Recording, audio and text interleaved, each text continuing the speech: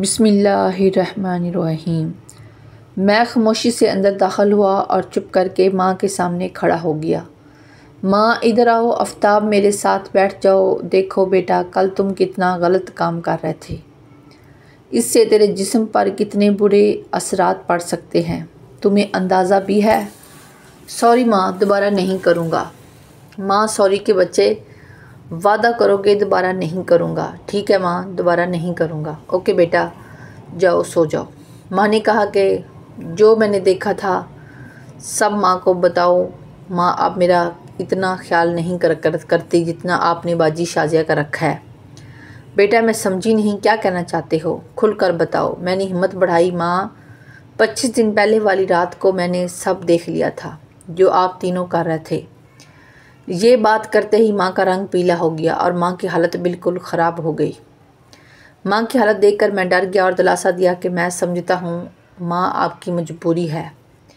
जितना मैं मजबूर हूँ इससे कहीं ज़्यादा आप और बाजी शाजिया मजबूर हैं। बाजी शाजिया की बातें भी मैंने सुनी हैं कि वो कितनी मजबूर है। माँ, आप फ़िक्र ना करें, ये मेरा और आपका राज रहेगा। बाजी शाजिया को भी पता नहीं चलेगा कि मुझे सब कुछ पता है और ना ही सुहेल को पता चलेगा। बस आप इंजॉय करती रहा करो। मेरी ये बातें सुनकर माँ काफ़ी रिलैक्स हो गई। अम्मा ने नज़रें झुकाई थी। सॉरी बेटा, लेकिन तेरा बाबा 4-5 साल बाद घर आता है। बेटा, बहुत बर्दाश्त करने की कोशिश की लेकिन नहीं हुआ मुझसे। मैं हंस दिया। वैसे माँ, एक और बात है। माँ, क्या? कौन सी बात? माँ, मुझे यकीन नहीं हो रहा सुहेल कितना झूठा है और उसका तोता कितना बड़ा है। माँ हंसकर मेरा कान खींचकर, चल शैतान, कोई अपनी माँ के साथ कोई इस तरह की बातें करता है। माँ, मैं और आप हमेशा दोस्तों की तरह रहें तो हम बात भी खुलकर करेंगे। अब माँ मुकम्मल मेरे साथ क्लोज़ हो गई। हाँ बेटा, आपको तो मैंने दूध में गोली खिलाई थी, उसको तुमने ज़ाया किया था। जी माँ, अगर ज़ाया ना करता तो ऐसा नज़ारा देखने को किधर मिलता। अच्छा माँ, मेरी एक रिक्वेस्ट है कि सुहेल को दोबारा बुला के तो मैं दोबारा फ़िल्म देख सकूं। चल कमीने, अब तुझे अपनी माँ को ऐसा देख अच्छा लगता है? माँ प्लीज़, मेरी खातर, ठीक है? अभी तो 25 दिन हुए हैं कि यहाँ आया था। प्लीज़ माँ, खाला को बहाना बनाकर कुछ करो। ठीक है, कल बात करेंगे। अभी तो रात के 3 बज गए। नहीं माँ, अभी कॉल करो। वो लोग देर तक जागते हैं कि समरीन कल ही सुहेल को भेजे। आफ्ताब बीमार है, मार्केट से सामान लाने में मुझे बहुत तकलीफ़ है। समरीन खाला ने हंसकर बताया कि आफ्ताब तो नहीं है तेरे पास। माँ ने मुझे चुप रहने का इशारा किया। नहीं, वो अपने कमरे में सोया हुआ है। अच्छा बस कल जल्दी भेज इसको। खाला ठीक है, लेकिन सुहेल को पता ना लगे। ठीक है माँ, ठीक है। फ़ोन बंद कर दिया। मैंने माँ को हैरान नज़रों से देखा। माँ, खाला को भी पता है? हाँ बेटा, उसकी मर्ज़ी से ये होता है, लेकिन सुहेल को पता नहीं है। ठीक है माँ, बस जल्दी से सुहेल आ जाए, बहुत जल्दी है मुझे। माँ हंस कर बोली। बेटा, मैं हंस कर, माँ इस दफ़ा मेरे सामने करना ठीक है। माँ बोली, नहीं बेटा, ये नहीं हो सकता, सुहेल को पता नहीं लगना चाहिए। मैंने कब कहा कि सुहेल को पता हो? बस वैसे ही मेरे कमरे में एक बेड और एक चारपाई है। चारपाई पे मैं सो जाऊंगा और बेड पे आप दोनों रहोगे। और गोली का बहाना करना कि उसको गोली खिलाई है। और दूसरा, मेरे कमरे में हीटर भी है। माँ हंसकर, मैं तुझे छोटा समझती थी, लेकिन तुम तो बड़े कमीने हो। प्लान भी तुमने सोच लिया है। ठीक बेटा, मुझे भी नींद पूरी करने दो, तुम भी पूरी कर लेना।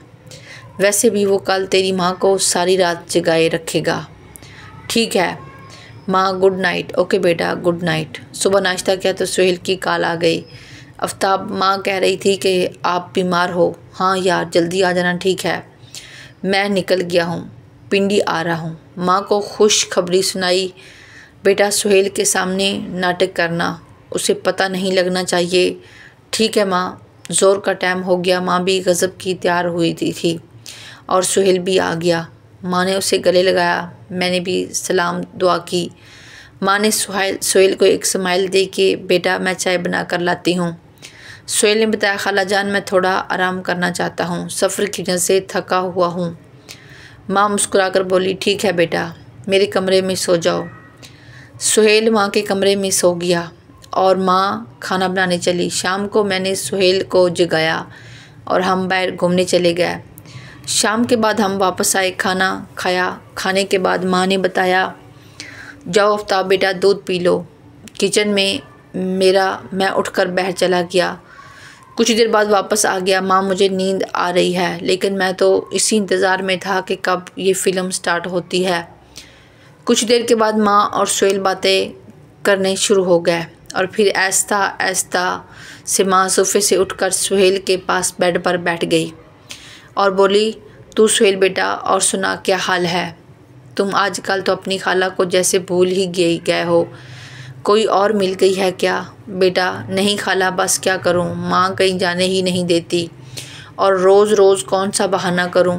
दिल तो मेरा भी बहुत करता है, लेकिन क्या करूं। आप बताओ कैसी हो? इतने दिन मेरे बिना कैसे रह लिया?